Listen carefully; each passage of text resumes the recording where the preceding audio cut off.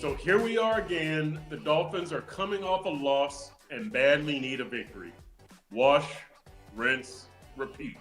It's not a glamorous thing, is it? Hello, Dolphins fans. Welcome to this week's abbreviated edition of Dolphins Deep Dive with Perk. I am Chris Perkins, your host, your South Florida Sun Sentinel Miami Dolphins columnist. That is David Furones, your South Florida Sun Sentinel Miami Dolphins writer. Verones, man, how can you describe what's happened so far this season with the Dolphins? Going from the Tyreek injury to that ugly loss at Indy, the ugly loss at Buffalo, everything, the Tua sticking his foot in his mouth. What is going on with these Dolphins, Verones? I wish I could say I was surprised. I wish anyone could say we're surprised, but this is what everyone in South Florida, everyone who follows the Dolphins has grown accustomed to. It's been 25 years since this fan base has witnessed a playoff win. I feel like Phil Leotardo in The Sopranos saying, I spent 20 years in the can. The Dolphins fans have been here 25 years, and now if they have to rebuild again, it's going to go damn near 30 years without any playoff success. So, yeah, that's where we're at right now. It is. It's a sad place to be. I mean, it is still the NFL. It is still football. It is still fun. But there's kind of a sad side to it, isn't there? Incredible. Anyway, we want to welcome all of our viewers on YouTube. As always, we welcome you to leave a thought, a question, a comment in our live chat. The best place to get intelligent Dolphins talk. Some of the questions will be answered today here on the show. Others will be answered online later this week in a Dolphins Q&A. We'd also like to remind you that if you miss any part of today's show, you can catch the podcast on Apple, Amazon, Spotify, or wherever you get your podcast.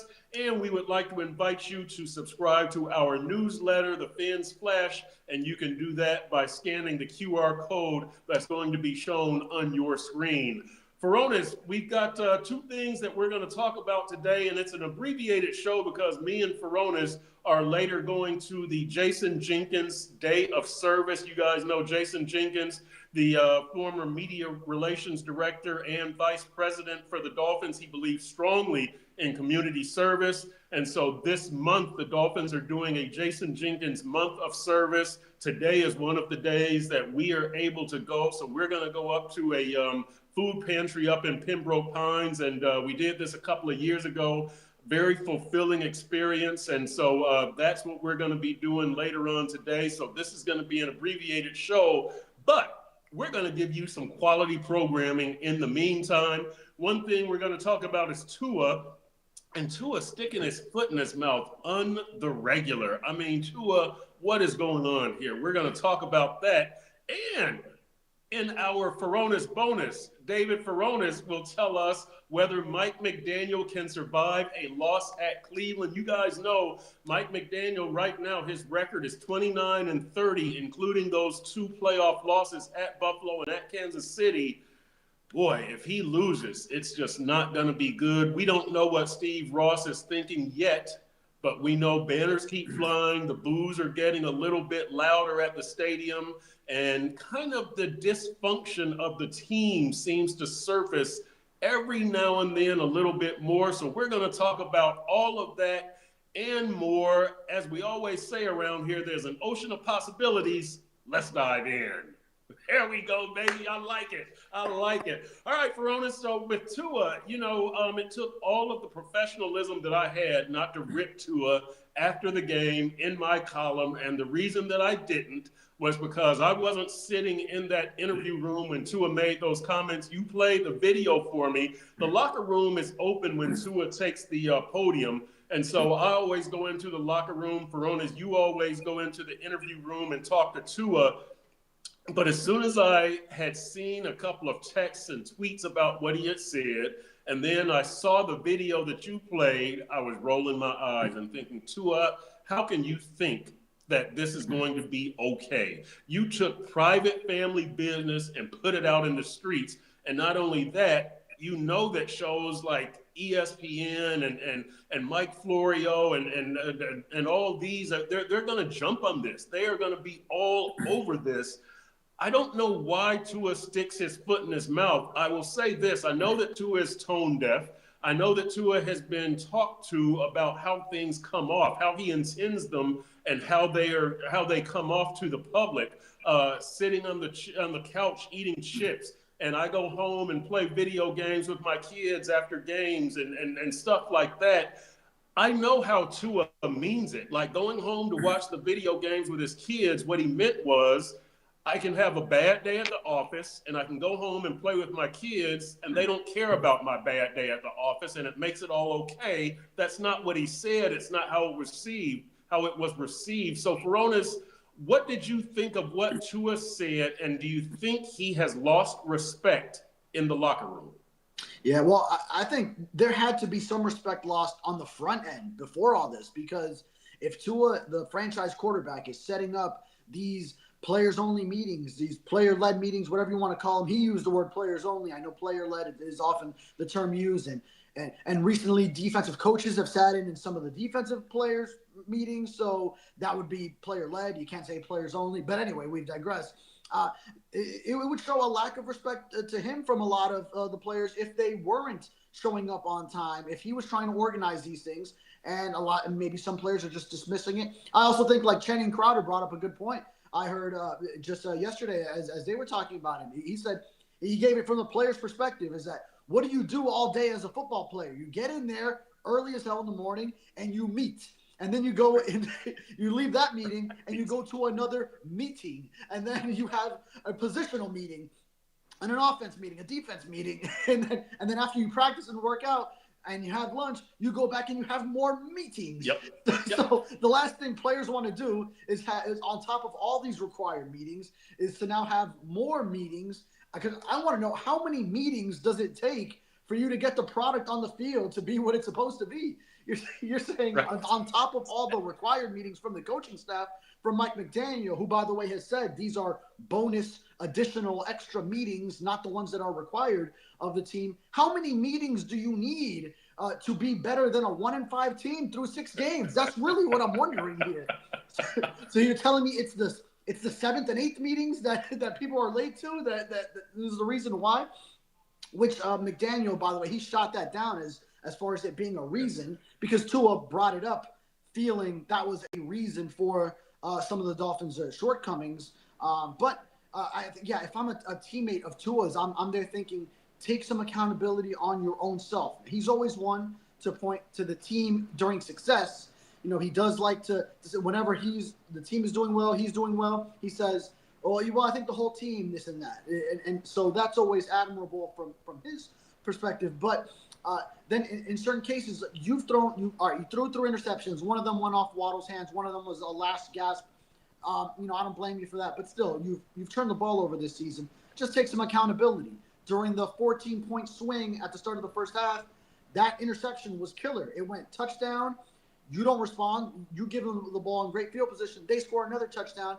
You went from being up 4 to then being down 2 scores, and then they make it a 13-point game a little bit later.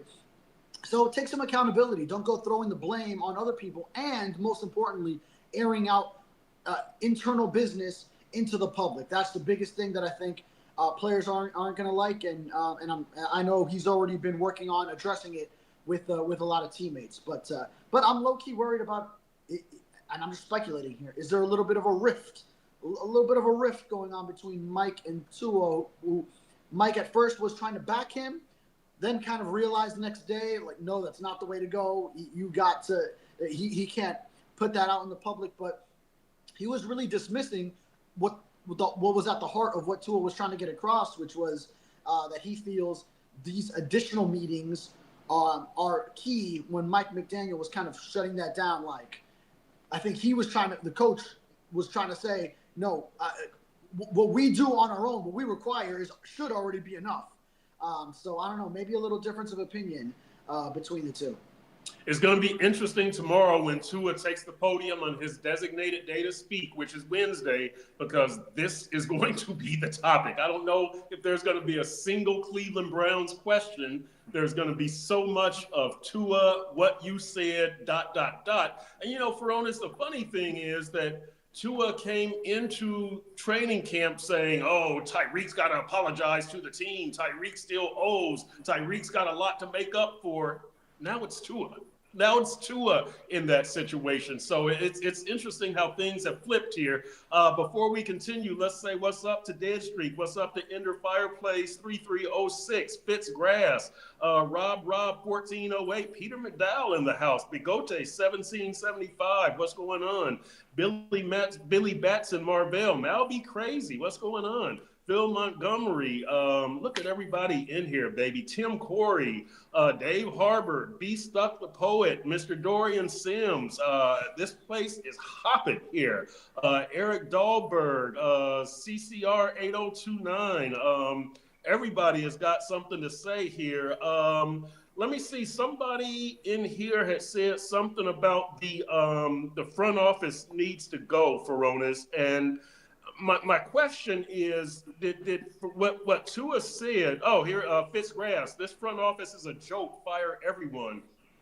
What Tua said, did it put Mike McDaniel in a compromising position? Did it put the team in a compromising position? Because one of the things that I thought was guys aren't showing up to meetings, and apparently the what Tua was referring to weren't the players only meetings that I wrote about last November, where the leadership council calls these meetings, and it's all 53 players plus the 16 practice squad players, and they have them in a big conference room. Apparently what Tua was talking about were film watching sessions that the players have, and Mike McDaniel was saying these are Thursday morning, Thursday afternoon, Friday morning sessions.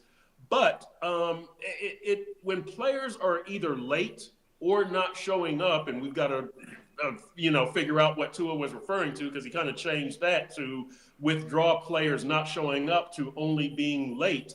But to me, it shows a lack of respect for each other and each other's time. And it kind of points to Mike McDaniel still not having full control of this team, because players missing team meetings or being late, for team meetings last year was something that came up in the exit meetings. And so you thought that thing was worked out. And Mike McDaniel did say yesterday that part of the equation has been worked out. But now here's something else that springs up. So if you're Steve Ross, are you looking and going, wow, these guys don't respect each other? They don't have no respect for each other's time or trying to improve the team. And Mike McDaniel, I don't even know if Mike was aware of this situation, but it just seems like chaos and disarray.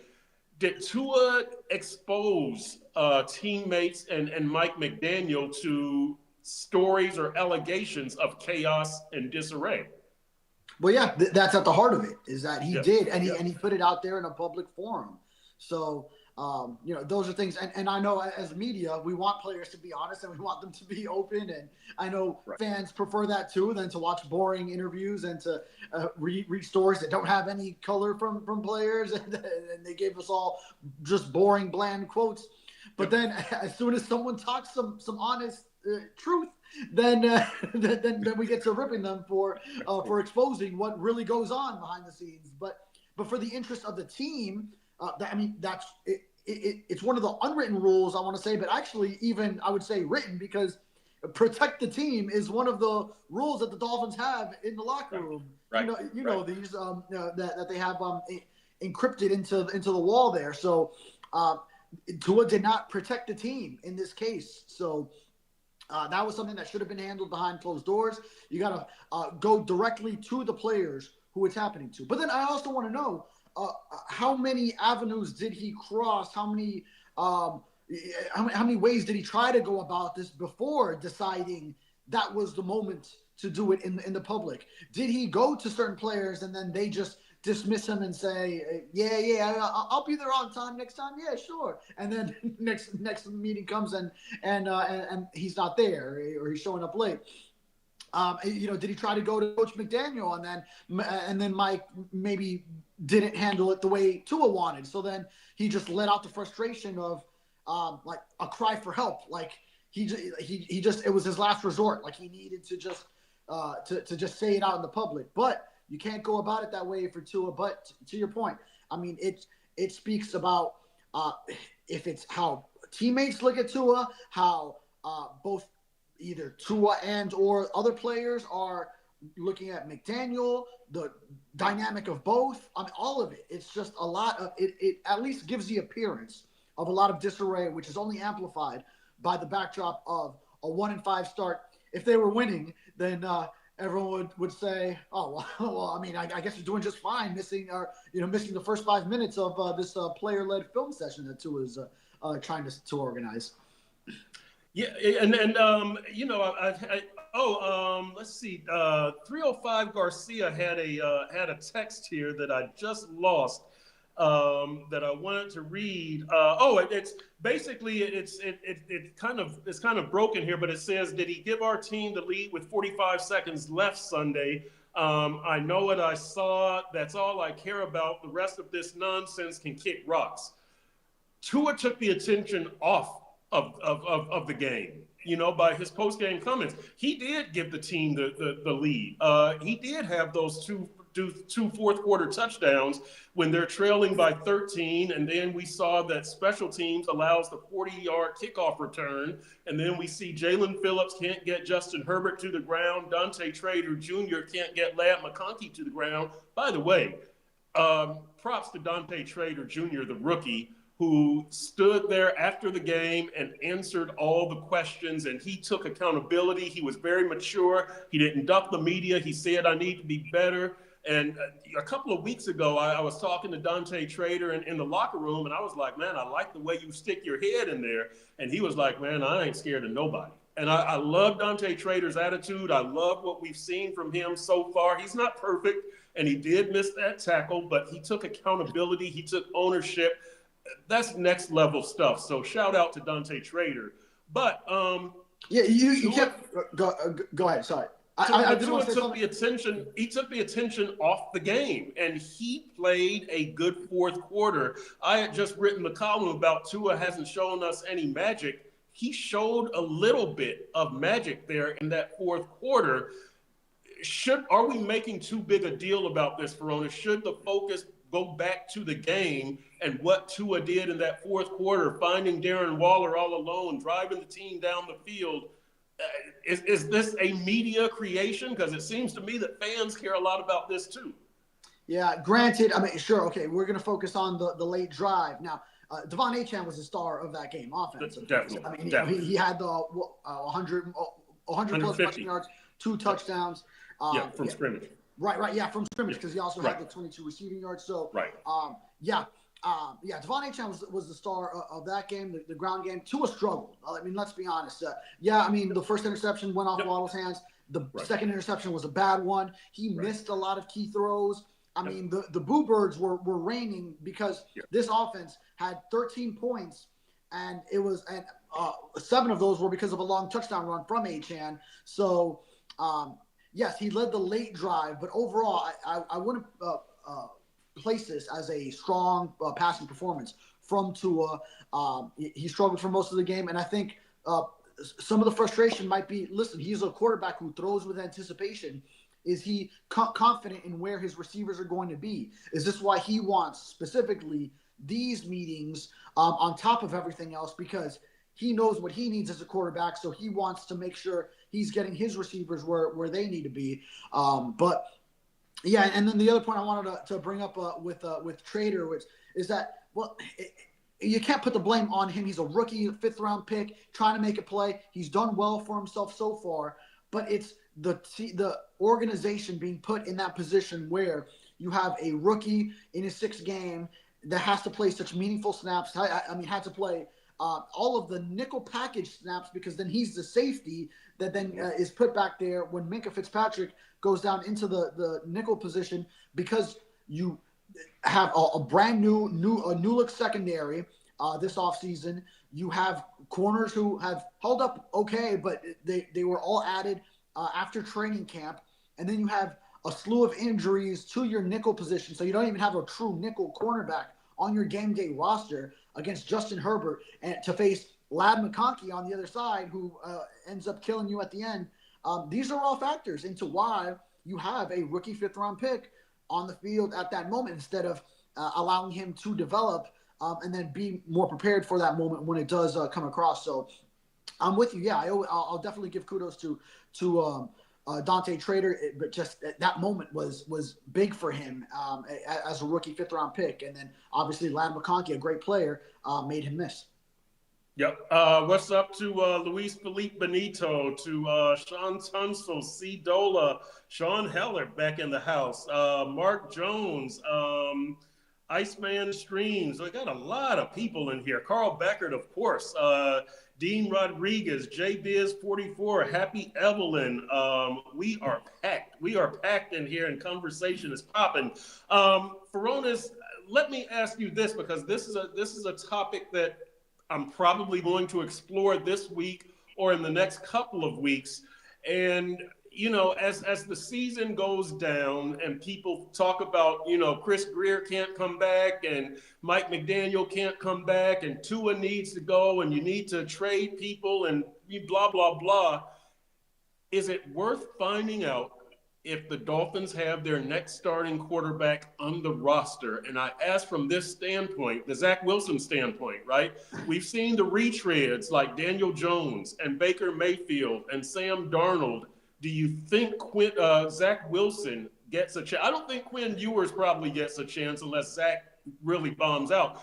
Is it worth, you know, week 11, week 12, putting Zach out there? And, you know, if you're 3-9 and saying, is this our next guy, or do we need to go draft or free agent? Is that worth exploring, or is it too early to even think about that right now? Yeah, I'm not there right now. Yeah, as soon as you started asking, I was thinking you wanted to know if that was like soon. I would say definitely not that. No. Yeah, I mean, you would cross that bridge once you get there. I think if you're deeper into November, let's say you come back off the bye, coming back from Spain, and if it's really gone awry where the season is gone and really all you're looking at is the draft pick, what it's going to be, then yes, you and Tua is not playing well and there's more drama like this going on. Yes, you want to go see someone else. You want to see, it would be Zach Wilson first up. Last I saw him was training camp in the preseason. I didn't see enough from him to really think he would challenge Tua.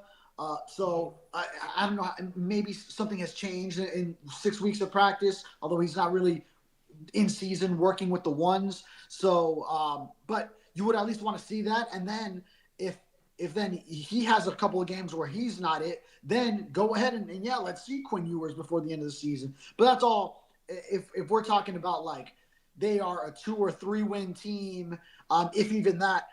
You know, deeper into November, deeper into the season, going through that December slate, then I'd cross that bridge. Yeah, and if you do that, by the way, that would pretty much send a clear message to Tua that you're not coming back this year, right? I mean, or else why are you experimenting with Zach? Yeah, I mean, it depends on if leadership remains, if it's still the Greer-McDaniel, because I think Greer and McDaniel are tied to Tua. They actually literally committed to him contractually. So if you're moving off of Tua, now we do see how Brian Daboll has new life in New York because now he's got Jackson Dart and Cam Scatterby. But of course the Dolphins are tied to Tua and you know, Quinn Ewers was a 7th round pick. If by the end of the season you're seeing him and maybe he's showing some signs, then okay, you're possibly looking at something. But no, I mean, these two are tied to Tua, and they committed to him. They had an option, which I mean, I know you said you wouldn't have. I was definitely on board with extending him because 22 and 23, he showed enough, in my opinion, and stayed healthy 2023 to earn that extension. So I was ready to give it to him, and I felt like the team was ready to win at the moment. So I didn't want to go and move to a new young quarterback. But now we're seeing what it looks like, and this franchise is not going anywhere with that whole power structure from GM to coach to quarterback, and then it would be a clean slate if this season continues to go this way. All right, it's that time, baby. It is that time. This segment has gotten a Battlefield promotion, by the way. Now it is one of the top 2 segments of a 2-segment show. It is the one and only Verones bonus. Oh, go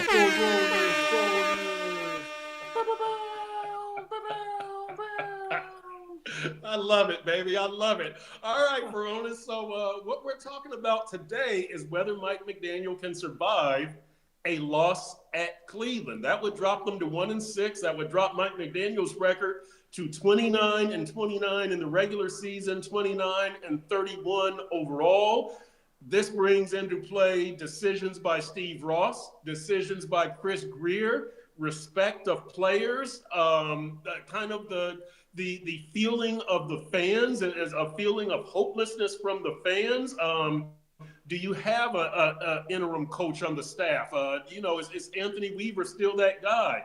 All kinds of angles here for Ronas. You take it away, though. Can Mike McDaniel, do you think, survive a loss at Cleveland on Sunday? Now, wait, do I have to answer this, or because since it's a bonus, I'm not required to? It's like it's one of those bonus meetings. It's like this is just a reporters only, podcaster only question. I'm going to leave and show up late for the Furones bonus just to give it some authenticity, right? So we can, we can do it like that. All right. Hold on. I'm going to show up a little tardy then. All right. So can Mike survive a loss at Cleveland? See, I don't know if Stephen Ross would do that. If it were me and you're 1-6 and you just lost to the Cleveland Browns on top of the Carolina Panthers, on top of at home to the Patriots and the Chargers, and your only win is against the only remaining winless team at home against the Jets. Boy, I hope you can beat the Jets. I hope in year 4 under this coach you are better than the Jets, that you can beat them at home. Right. Who are under our first-year coach in Aaron Glenn and the only winless team. I would do it because I've said since going back a couple of weeks that I feel the next – this was after they blew the 17-point lead against the Carolina Panthers. The next loss to a bad team or blowout loss, unless it comes after a win streak, let's say. But that's when I would say that enough is enough. You're at that point, you're just not going anywhere in year 4 of Mike McDaniel's tenure, and then also GM Chris Greer holding that title since 2016, being the franchise's top decision maker since 2019. So now we're talking about how many years of the rebuild is that? We're in this. Is it year 7 of the rebuild? And you've been ready to win now for the past definitely 4 of them since you brought on McDaniel. And you are only going down from there. You peaked in 2023, and then 2024 was a disappointment, finishing below 500 and missing the playoffs. And then 2025 is going much further downhill at this point in time. Granted, yes, they were 2-6 last year and started winning some games. I think that's a very tough ask this year, considering the schedule. Look, before the season, I had this team going 9-8. And I had them in a week by week at like 5-1 to this point. So I had a lot of losses on the back end. I had them winning a lot of these games. My record in our predictions, weekly predictions in the Sun Sentinel, reflects this because I cannot get a game right here. I think I'm 2-4 on the season.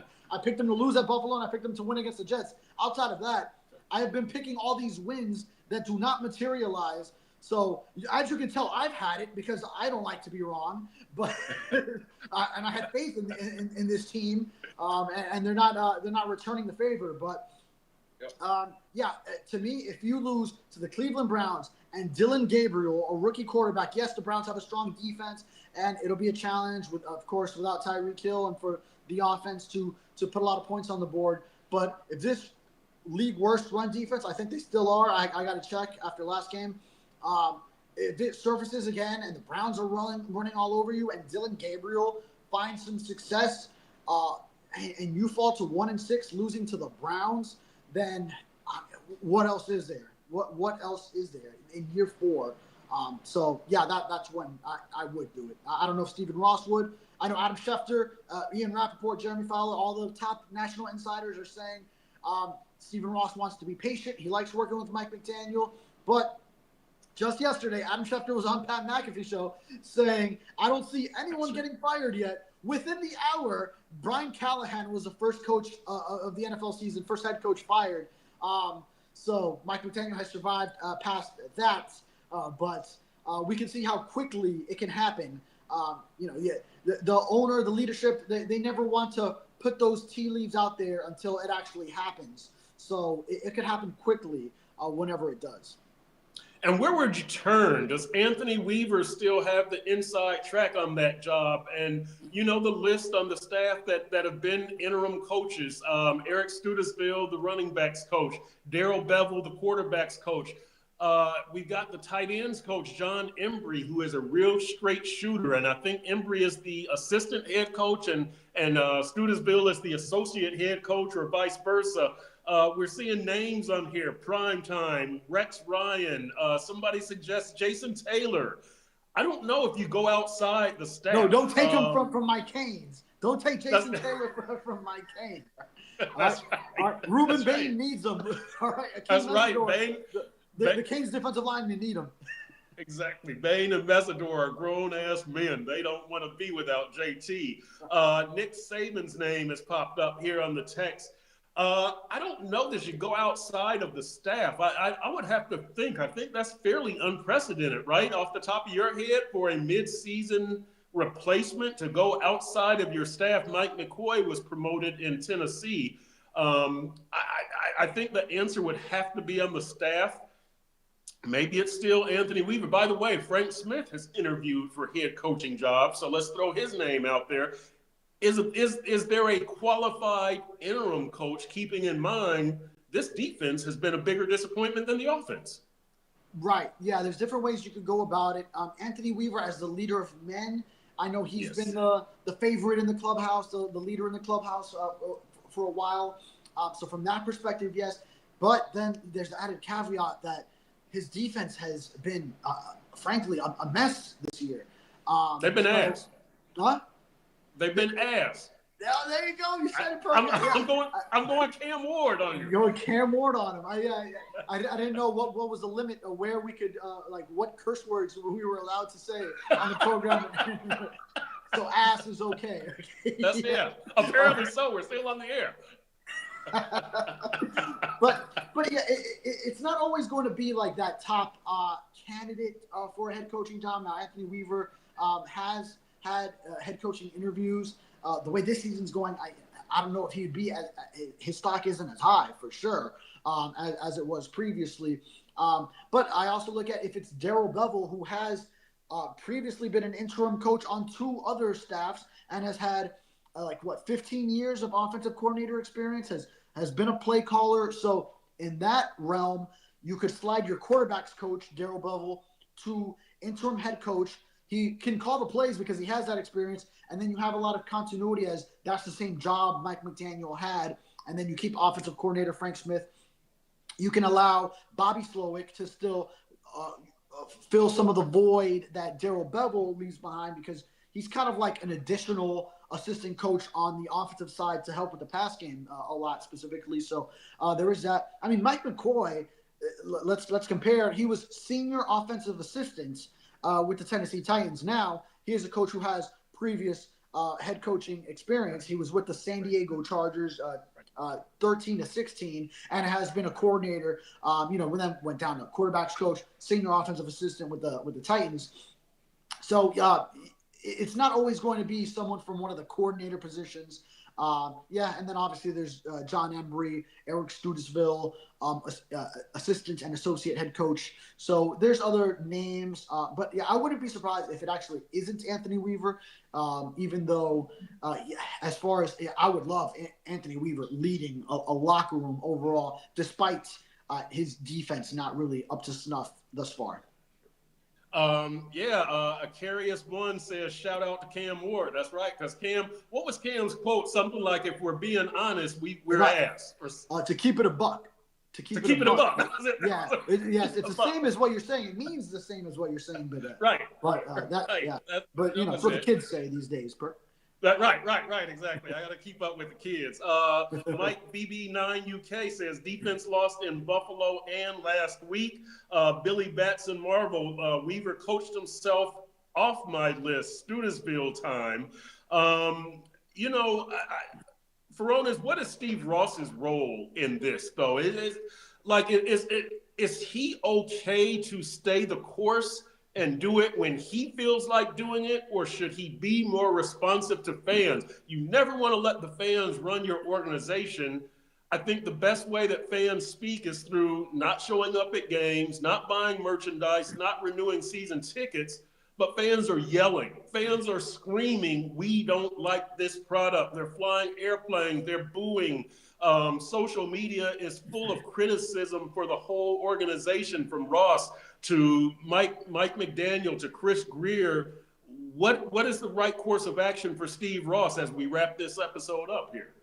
I think we know Steve Ross is going to operate based on his inclination, his leaning, because he fired Brian Flores off of the collaboration that just reached the point where it was untenable as far as a working relationship, despite Brian Flores finishing by winning 8 of 9 games to finish his tenure as Dolphins head coach, and winning 5, granted, probably against organization's wishes in 2019. But if you're trying to win, I think Brian Flores' 2019 5-win campaign is one of the greatest head coaching jobs in NFL history. Because that was, I was on the UM beat watching that 2019 team, maybe oftentimes traveling on a Sunday back when the game was going. And boy, they were getting their, I can say it, ass handed to them so many times, so badly. I felt like it had to be the most talentless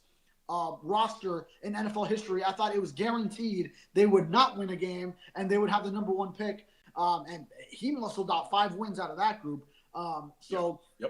But yeah, we've seen him move off of flow after winning 8 of 9 games. And it was more so because of communication and collaboration, how they couldn't work together. I think that he loves working with Mike McDaniel. So I think he's going to give him a longer leash because of that. But to your point, you don't base your decision making off what the fans do or say as an owner. But if it reaches a point where there are an embarrassing amount of empty seats in that stadium down the road this season, if people are canceling their season tickets left and right, if no one's buying any of the merchandise, if fans are giving up, and you have more banners flying over the stadium calling for firings than conference championships banners, which they already surpassed Super Bowl winning banners, because now that's 3-2 in this season alone in firing banners going over the stadium.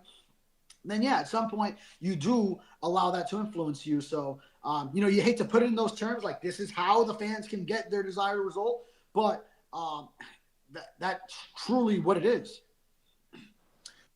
We want to say as we go out of here, what's up to Pete's Takes, Gunka Dunce. Who else did I see in here that I wanted to say what's up to? Magnus. Somebody was checking in from Monterey Bay asking about their bag of opium that they cannot find. Natag 7973, what's going on? And Lenny Pena 5587, what's up? Unfortunately, that's it for this episode. We got to hit the road, but we appreciate everybody joining in here and appreciate the enthusiasm.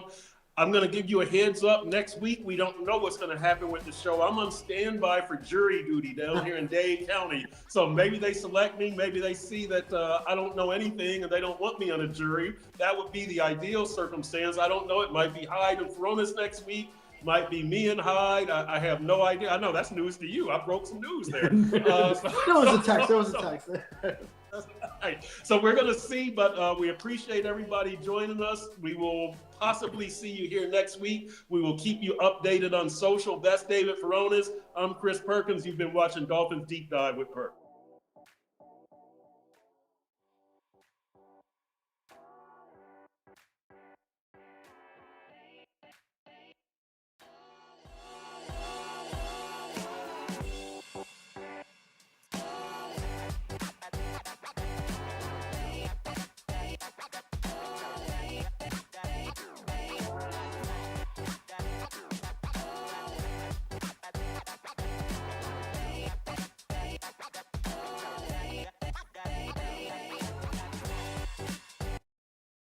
Deadline.